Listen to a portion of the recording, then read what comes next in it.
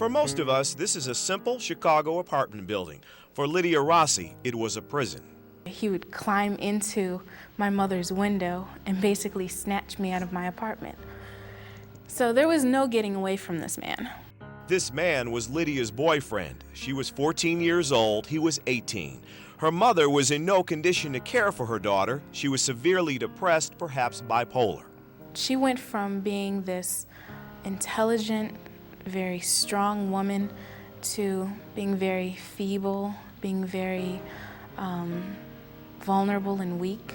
So weak that the boyfriend convinced Lydia's mother to let Lydia live with him next door.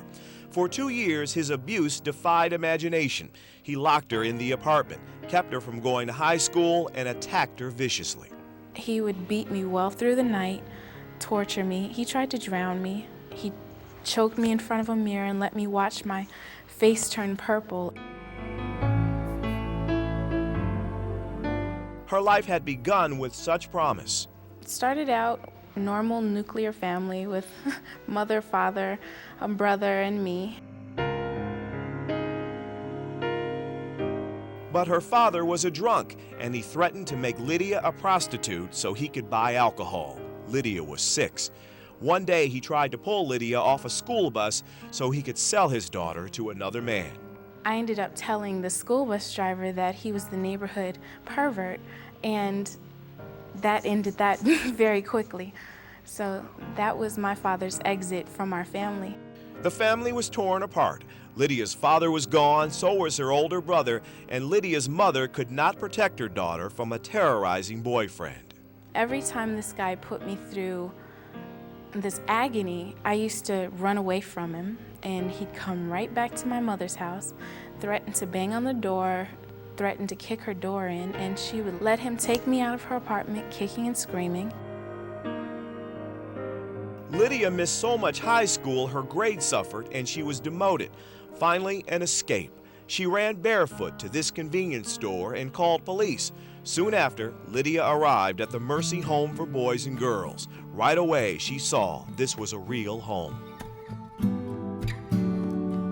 Suddenly, I go from living in the poor situations that I have grown accustomed to living in the Walgreens mansion with a whole bunch of girls my age. They fed me 3 times a day.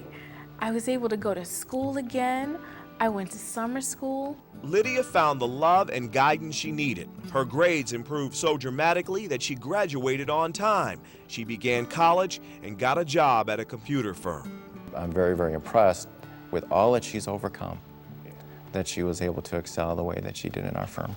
In June of 2004, Lydia graduated from Roosevelt University with a degree in computer science.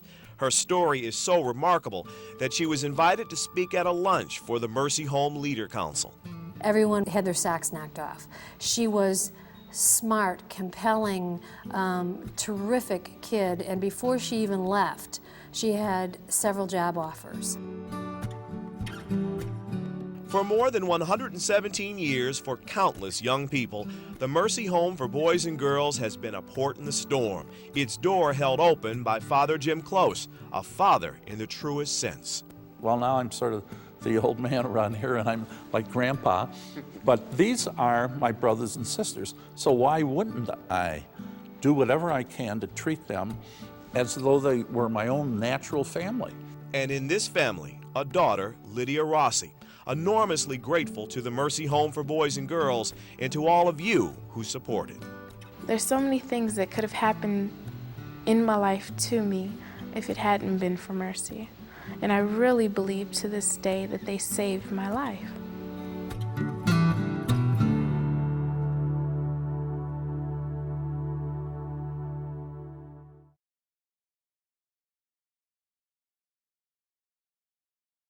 Hi, I'm Jerry Putnam, Chairman and CEO of ArcaX, the world's largest fully electronic stock exchange. Our founding principle, do the right thing for investors. We're proud to support another organization that does the right thing for kids, Mercy Home for Boys and Girls. Chicago's financial exchanges rally together to support a fundraiser for Mercy Home, Ringside for Mercy's Sake. I'm honored to chair this terrific event. Please join me to help give these kids a fighting chance.